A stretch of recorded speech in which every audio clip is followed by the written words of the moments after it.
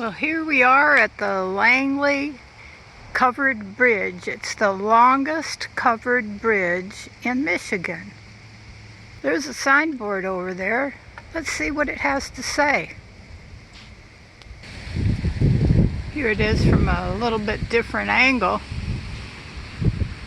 We're still making our way to the signboard. And if you're hoping to drive across this bridge, the clearance is 7 feet, 3-ton weight limit.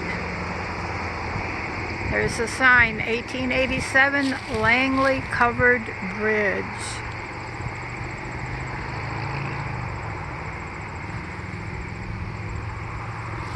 That's what it looks like going across.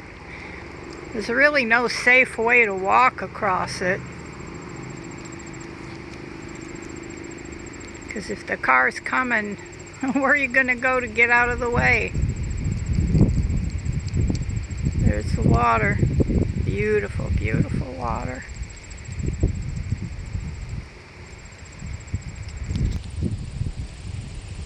You can see the pilings and the steel supports.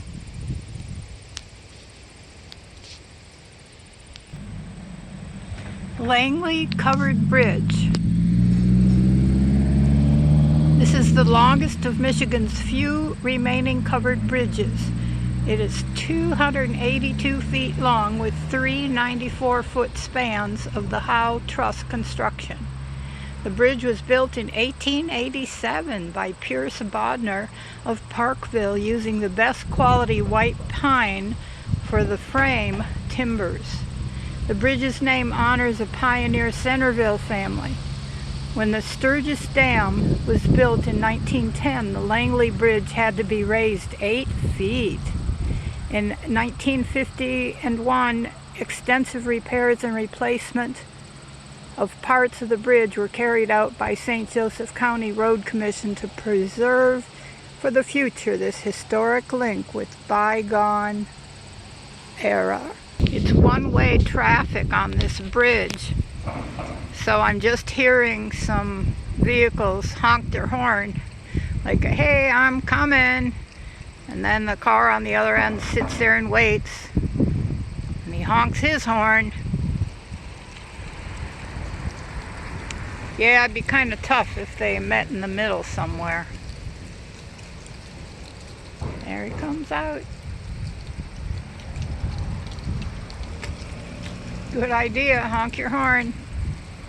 I'm coming through.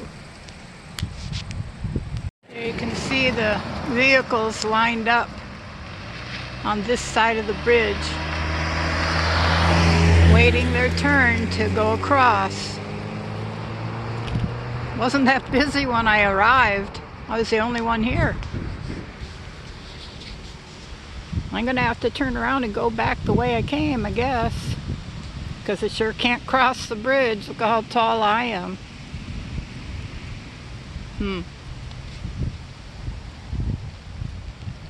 And way over on the other side, it's hard to see around the curve there, but they've built the dirt out into the waterway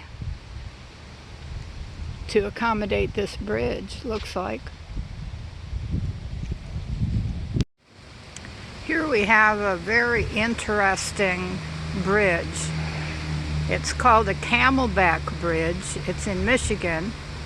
This is the longest camelback bridge in the state, and the only multiple arch bridge that remains.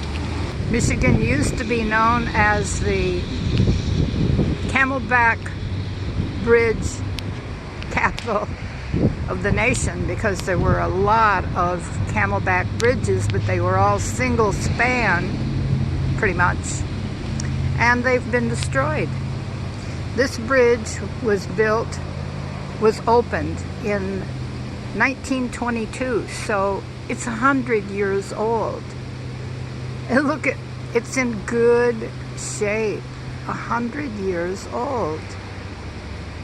And the Department of Transportation decided to tear all the other ones down. This has historic significance, technological significance, because when they built these and did the arches, you know, the curved arches, it increased the strength and the beauty. You see the cutouts and the little rectangles. Looks real pretty, and it's over the St. Joseph River. And when I pulled up, I kind of wondered what that pile of rocks over there was. It's actually the support for one of the previous bridges, because they're, oh, and over on the other side of the stream too. I didn't see that. This is the fourth bridge that was built, because there's a shallow, this is a shallow spot, and so it was chosen. The first bridge, second bridge, third bridge. And it looks like I'm parked pretty close to the pile of rocks on this side. It's a beautiful location. Just beautiful. Too bad they tore so many of those bridges down. Apparently, Michigan and Ontario were the two places that built the most of these kind of bridges. I'm happy to be here. I'm happy to see it. See all of the little holes there? Just a real pretty piece of work. Hello, bridge. You've done a good job for 100 years. Bye-bye. Well, there's the view going across the bridge. The 100-year-old bridge. There's a signboard at the other end. Let's have a look. Here's the view from one of the carved holes. There's my RV way over there.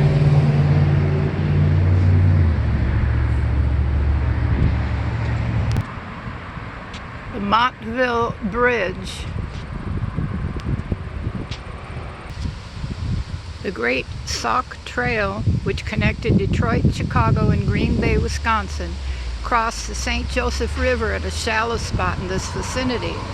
Responding to the westward migration of pioneers, the federal government surveyed the trail and converted it into the Chicago Road, which is presently US 12, in 1825. The first Chicago Road bridge to cross the river near Montville was a substantial timber structure constructed in 1833 and 4 by contractor Stewart. A pile-supported bridge replaced it in 1845. In 1867, Thompson and Miller built a covered burr arch truss. The ruins of its stone block abutments are visible upstream from here. This 3-span Camelback Bridge was built in 1922. Camelback Bridge is now used for foot traffic. And at this end of the bridge, there's a little place to sit down, which is nice. And there's stairs, so you can go down below. There's a platform down there. You can do fishing, or just sit and enjoy the view.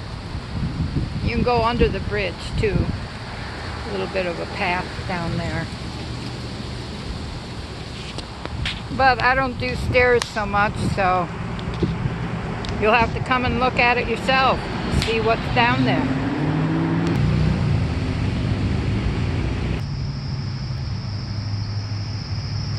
See what a nice pattern it makes with the arches. and the carve outs and the little squares. Visually very, very satisfying. And even look at the shadow. See the shadow going across? There's the new bridge.